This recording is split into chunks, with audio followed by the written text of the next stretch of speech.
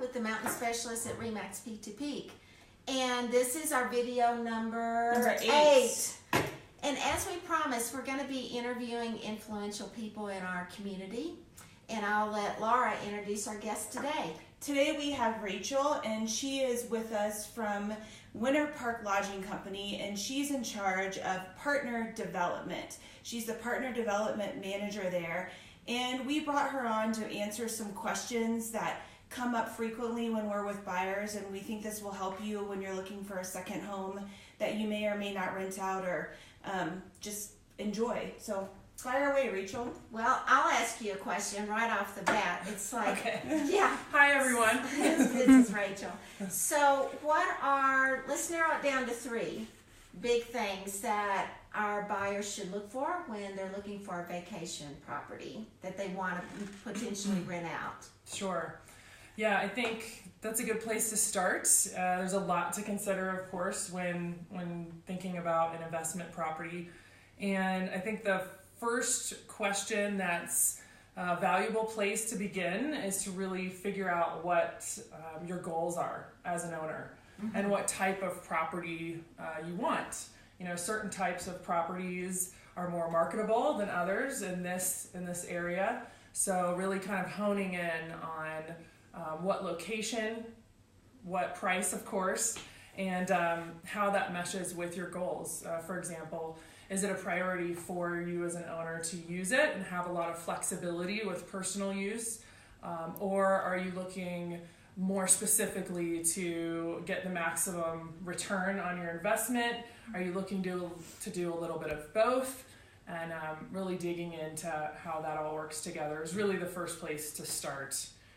So your goals are the first place to start. Yes. Like as an owner, how do you want to use it? Okay. Yes. Yep. So goals first. The second big question I think to consider, and this is especially important because of how quickly the current vacation rental landscape is changing.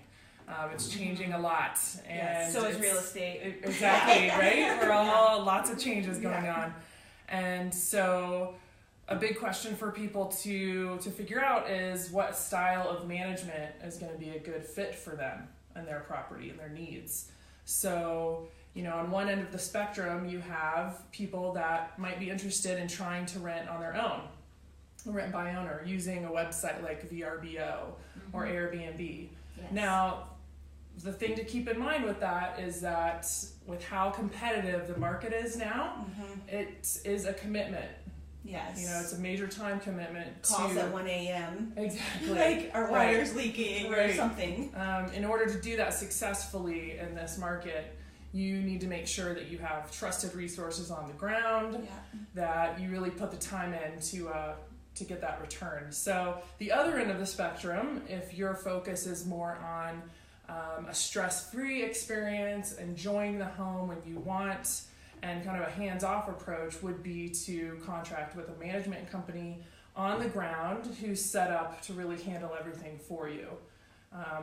And so deciding on which style is best for you is key, and we provide some guidance on our websites and documents that help people ask those questions and figure out where they land on that range.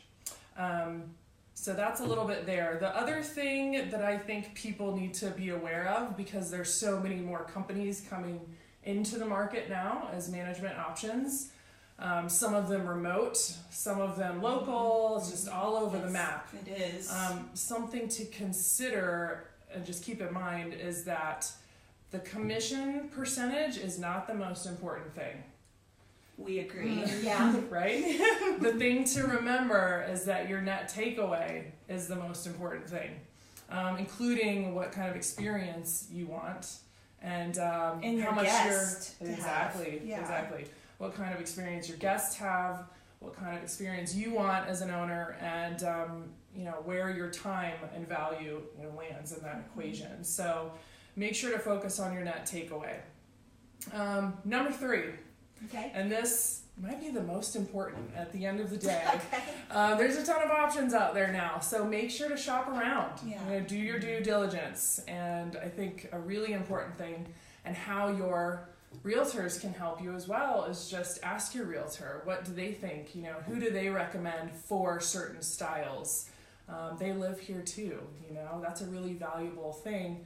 Talking to local resources, in addition to, as we say, Google like a guest. Use the internet, see what reviews have to say. I like that. Google like a guest. Google like a guest. Yeah.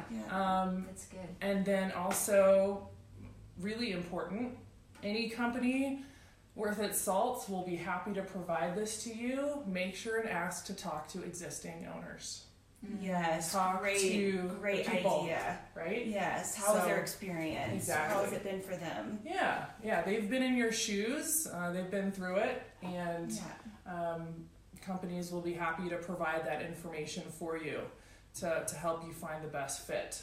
So those are kind of the top 3. Okay, well that's a good place to start, and those are all really important.